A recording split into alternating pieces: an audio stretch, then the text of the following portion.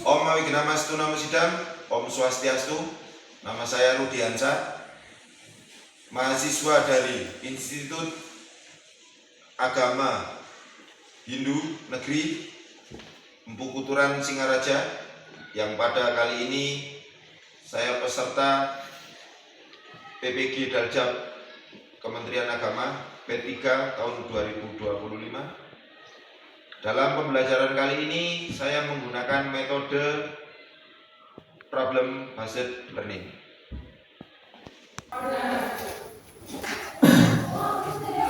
Apa kabar anak-anak? Baik. Oke. Sebelum kita memulai pembelajaran pada siang hari ini, kita berdoa dulu. Silakan dibimbing salah satu jadwalnya. Mbak Windy, silakan.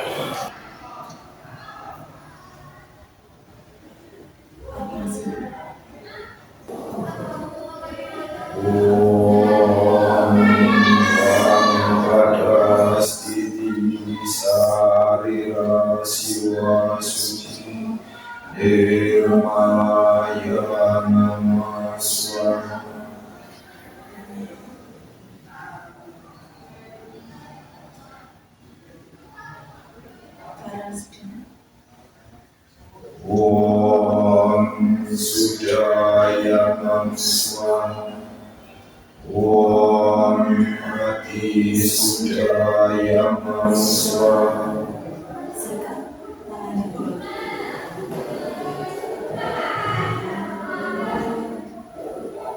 Om Wignamastu Namo Sidam, Om Gurve Jatuh Brahmano Brahmaca Dharma Wasana Stapa Sodacistam Tasma Jatam Brahmanam Brahmacistam Devasya Sarve Amritina Sakam.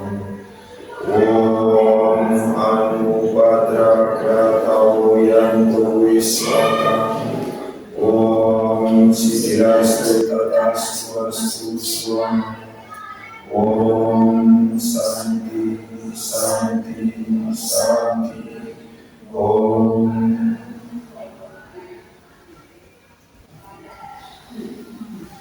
Terima kasih, silakan duduk kembali. Baik, gimana kabarnya anak-anak? Sehat? Sehat. Pagi udah sarapan? Sudah. Baik. Sebelum kita menuju ke pelajaran yang akan kita pelajari hari ini, tadi kita sudah laksanakan doa bersama. Di sini saya akan absen dulu untuk daftar hadirnya pada siang hari ini. Yang pertama, Karista Dewi. Oke. Pasya Indraya. Sylvia. Sylvia ada. Amelia. Amelia. Karina. Karina ada. Windy. Hadir. Cindy.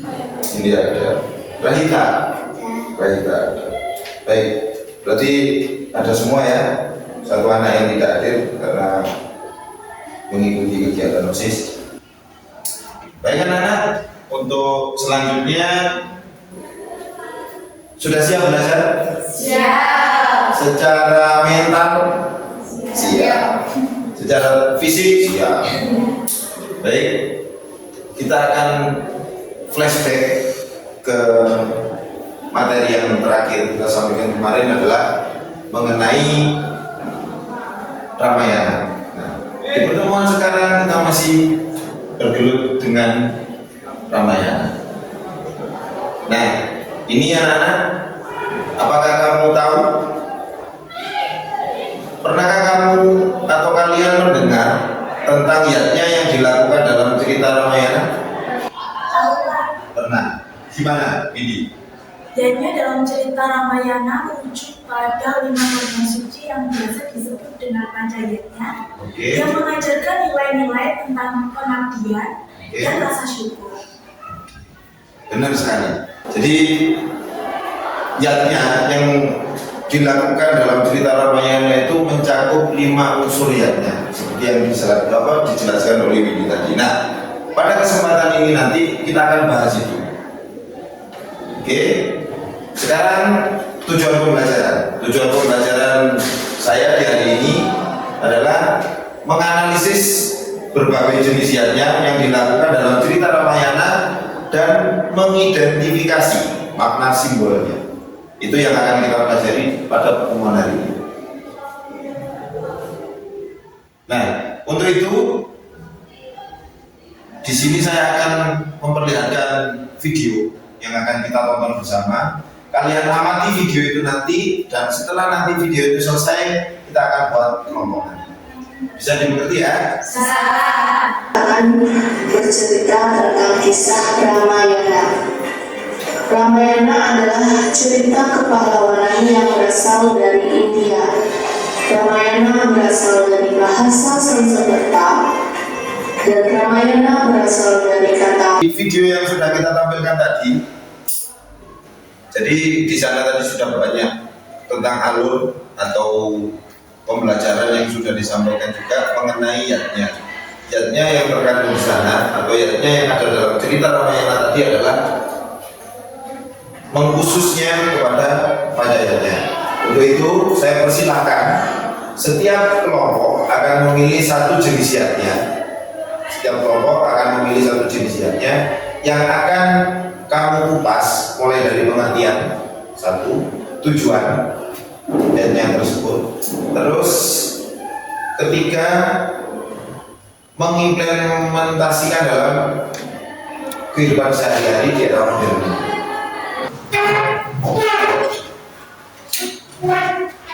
Ini akan kita presentasikan di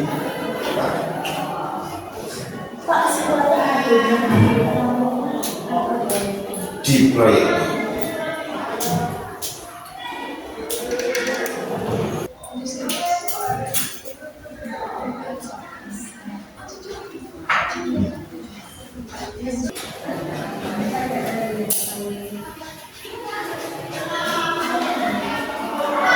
Sudah bisa semuanya?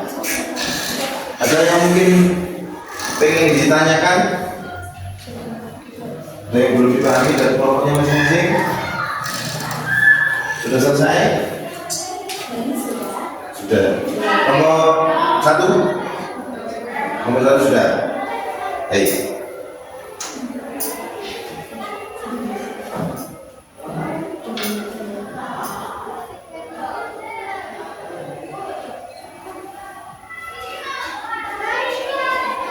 Baik, kita akan mempresentasikan hasil dari diskusi kelompok yang sudah kita laksanakan tadi dari kelompok 1 maupun kelompok 2. Untuk itu sekarang kita menghadap ke depan dulu semuanya. Seperti tadi. Om kami Namaste, Om Swastiastu. Om Swastiastu. Perkenalkan, kami dari kelompok 1 ingin mempresentasikan hasil diskusi kami dengan tema manusia yatnya. Perkenalkan, nama saya Karina Dewi Pujayanti. Perkenalkan, saya Kasih Indra Hasan Dikoni. Saya sudah dan Saraswati. Saya tidak sendiri satu. Jadi saya akan mempresentasikan pengertian manusia yatnya. Manusia yatnya adalah bentuk bakti dan pengabdian kepada sesama manusia sebagai wujud cinta kasih, solidaritas, dan rasa kemanusiaan. Di sini saya akan menjelaskan tujuan dari manusia yatnya. Jadi manusia yatnya adalah untuk memuliakan, menjaga, dan menyempurnakan kehidupan manusia sejak dari dalam kandungan hingga akhir hayat. Dengan rasa terima kasih kepada Sang Yang Widi, memohon perlindungan dan berkah, serta membersihkan diri dari karma buruk untuk mencapai kebahagiaan dan kesejahteraan hidup. Selanjutnya, implementasi manusia yatnya dalam kehidupan sehari-hari di era modern ini, seperti wujud nyata nyata dari rasa bakti dan pengabdian kepada sesama manusia, seperti menyelenggarakan upacara potong gigi yang biasa disebut dengan tata, melakukan upacara pernikahan wiwaha samskara, serta menjaga hubungan baik antar sesama. Jadi kesimpulannya, manusiawinya adalah persembahan suci kepada sesama manusia sebagai wujud cinta kasih, tolong menolong, dan pengabdian. Sekian presentasi dari kami. Apakah ada yang ingin ditanyakan? Tidak. Kami tutup presentasi ini dengan puja kami. Om Santi Santi Santi Om. Kita berikan aplaus untuk masing-masing. Ya, bagus sekali diskusinya, berarti mengenal dan masuk apa yang sudah kalian tonton tadi, sehingga yang kalian sudah presentasikan itu sangat-sangat luar biasa. Baik, sekarang giliran kelompok 2. Silakan untuk kelompok 2.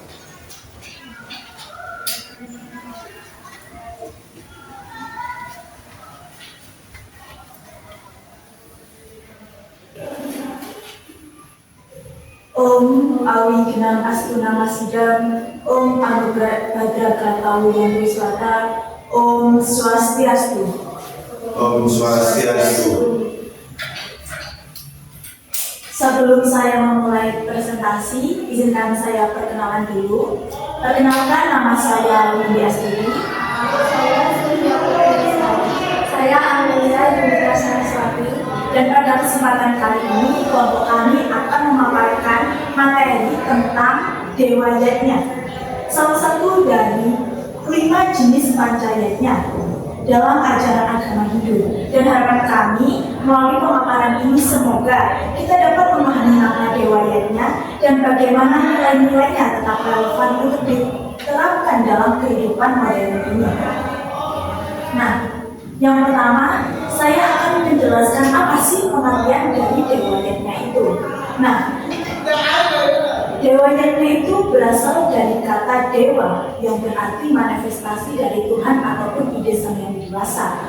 Kemudian Yajna yang berarti korban suci yang disertai dengan tulus ikhlas tanpa pamrih. Jadi Dewa Yajna berarti persembahan suci kepada dewa sebagai wujud bakti umat Hindu kepada ide sang yang dewasa.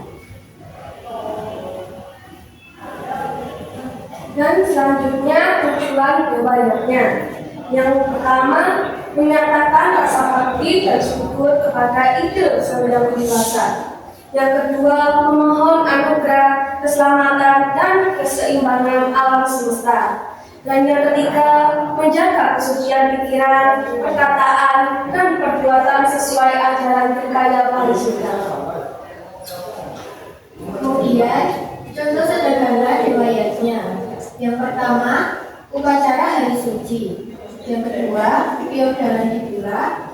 Dan yang terakhir, ngaturan jana, sina, atau banten setiap hari di Meraja. Nah, ada pun juga implementasi dalam kehidupan modern ini. Walaupun zaman itu sudah maju, nilai Dewa Yajna itu wajib kita terapkan, seperti halnya menjaga hubungan harmonis dengan Tuhan, yakni dengan cara sederhana saja dengan kita melaksanakan sembahyang setiap hari. Kemudian menjaga ciptaan Tuhan, seperti tidak merusak lingkungan dan menjaga lingkungan tetap supaya lingkungan itu tidak sampai rusak karena perilaku manusia. Kemudian menyucikan diri lahir dan batin, hidup jujur, sabar, dan dapat mengendalikan hawa nafsu. Kemudian menggunakan kemajuan teknologi yang modern untuk kebaikan, bukan keserakahan. Kemudian dilanjutkan dengan kesimpulan. Kesimpulannya, Dewa Yajna bukan sekedar ritual, tapi cara dan pedoman hidup agar kita sebagai manusia bisa menjaga keseimbangan dengan Tuhan. Demikian tadi presentasi yang dapat kelompok kami sampaikan. Adakah pertanyaan dari teman-teman? Ya, Terima kasih atas perhatiannya. Semoga sedikit wawasan tadi bisa menambah ilmu kita. Terima kasih. Akhir kata dari kami ucapkan astagfirullah. Terima kasih. Om Santi Santi Santi Om. Kita beri aplaus untuk keluarga. Baik, luar biasa sekali apa yang telah disampaikan oleh kelompok 1 dan kelompok 2 yang sangat-sangat gamblang penjelasannya tadi. Nah, kita akan masuk kepada materi ini, materi yang tadi sudah kita diskusikan bersama dalam bentuk kelompok dan kita juga sudah tonton videonya tadi.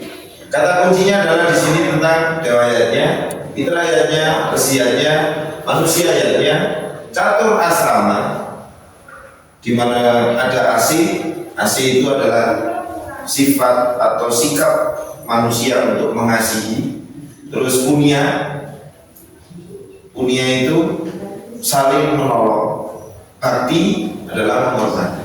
Nah, dari 3 elemen itu adalah kata kuncinya, dan juga dewayatnya, fitrayatnya, resiatnya, manusianya, panjayatnya yang sudah kita laksanakan bersama tadi. Baik. Nah, ini tadi sudah kalian diskusikan tentang niatnya. Definisinya adalah perbuatan yang dilakukan dengan penuh keikhlasan dan kesadaran sebagai persembahan pada Sang Yang Widiwasa dan ciptaannya. Itu adalah definisinya ya.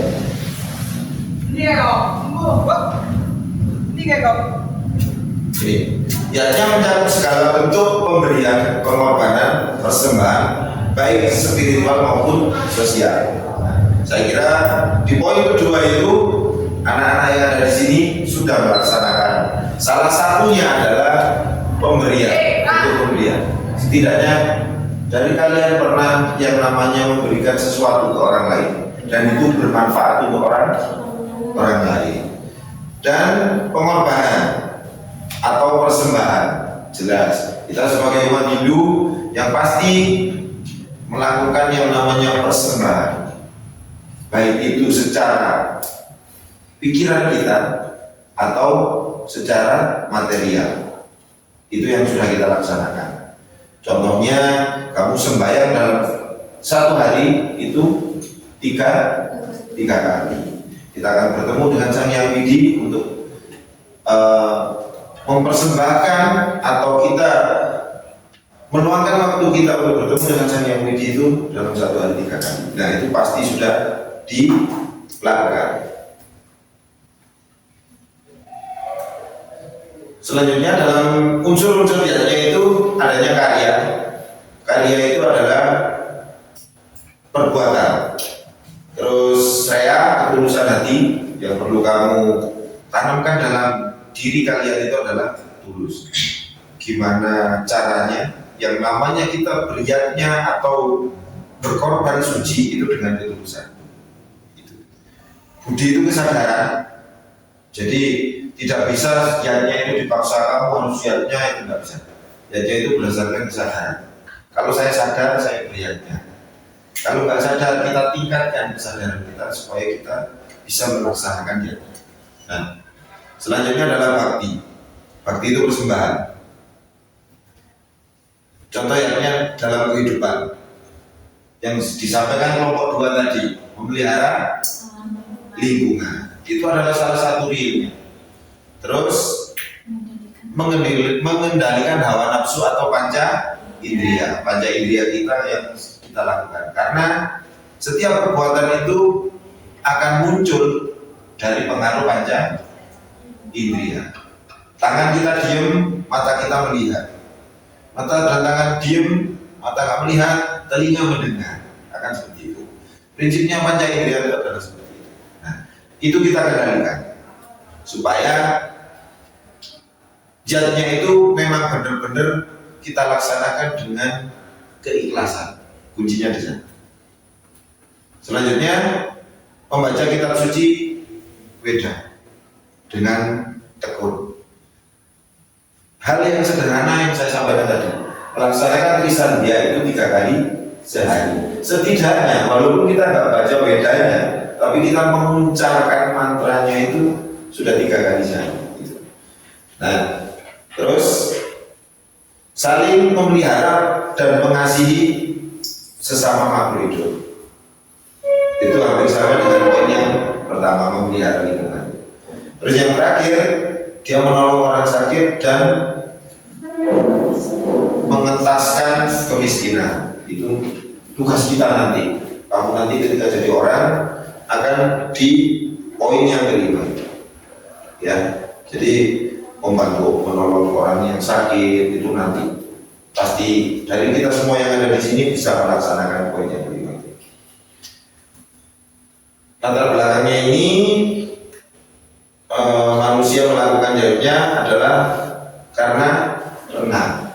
Renang itu hutan yang dikenal dengan namanya renang. Ada 3 hutan yang harus kita selesaikan kepada 1 dewa renang. Yang kedua resi renang. Yang ketiga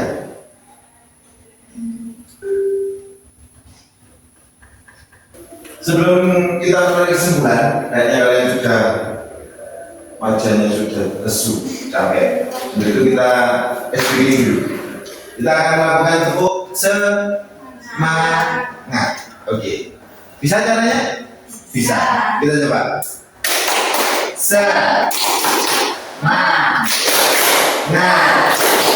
Semangat. Oke. Sampai sana. Jadi itu, wah sudah benar-benar. Baik. Setelah kita mendapatkan materi tadi, kita pelajari materi di Ramayana tadi, akhirnya bisa kita simpulkan bahwa niatnya yang terkandung dalam Ramayana itu sangat-sangat banyak dan kompleks. Salah satunya adalah yang dikata kunci tadi itu, dan itu sudah kalian presentasikan tadi tentang Pancayanya, terus ada Asibnya dan Nabi. Itu yang paling mendasar yang terkandung dalam Ramayana. Nah, terus sekarang kita refleksi gimana yang kamu rasakan ketika tadi kita sudah belajar membuat kelompok, mempresentasikan, terus saya menjelaskan, kamu bertanya dan semuanya. Dari semua proses itu, kalau misalkan ada yang Pak saya ngantuk tapi saya gini-gini, nah, bisa kamu scan di sini, bisa ada Google Form, silakan kamu isi. Itu untuk refleksinya. Silakan di scan.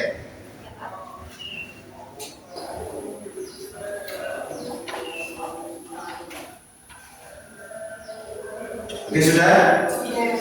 Nah, untuk yang selanjutnya sama. Ini Google Form juga isinya adalah tentang evaluasi pembelajaran. Jadi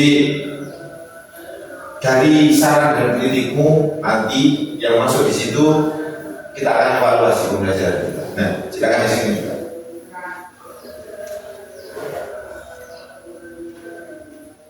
Sudah? Oke. Nah, untuk materi minggu depan, karena kita sudah mengupas materi di pertemuan hari ini, di minggu depan kita akan melaksanakan pembelajaran di luar kelas yang berhubungan dengan materi tadi yang disampaikan kelompok 1 tentang manusianya, yang di sana ada tentang Wiwaha Samskara. Di situ ada upacara manusianya yang relevansi dengan materi yang sekarang kita pelajari. Minggu depan akan kita terjun langsung ke sana untuk mengamati dan mempelajari apa saja yang tatanan, banten dan semuanya dalam upacara Wiwaha. Itu ya. Baik, itu anak-anak untuk pembelajaran hari ini bisa kita akhiri dengan melaksanakan doa akhir belajar. Untuk itu salah satu dari kalian tadi yang sudah mimpin, berarti sekarang kita laksanakan dan Widi lagi ya Widi. Silakan. Sama saya di sini.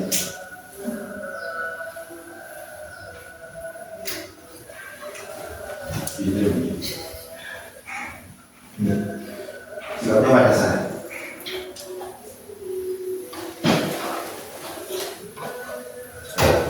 Sama kayak tadi.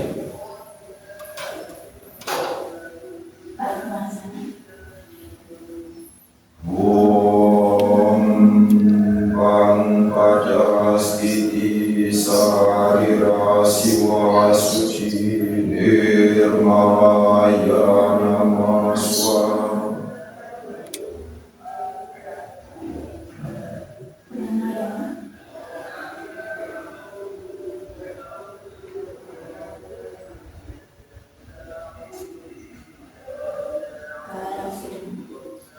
Om Sudaya Mamswa. Om Mati Sudaya Mamswa.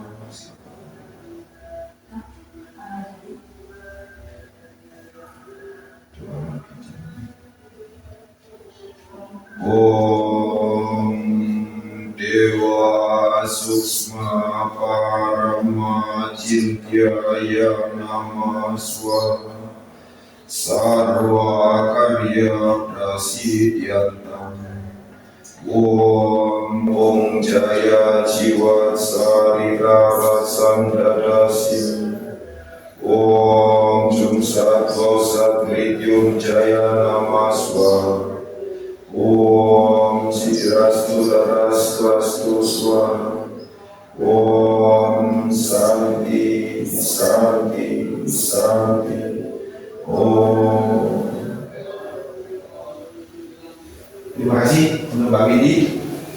Baik, sebelum kita pulang ada satu kata-kata dari Ki Hajar Dewantara, di mana beliau berkata di sana, pendidikan bukan hanya mengisi pikiran dengan pengetahuan, tapi juga membentuk karakter dan kepribadian. Itu sangat dalam kata-katanya. Jadi pendidikan bukan hanya mengisi pikiran dan dengan pengetahuan, tetapi membentuk karakter dan kepribadian. Sampai jumpa minggu depan. Saya akhiri dengan Panama Santi. Om Santi Santi Santi.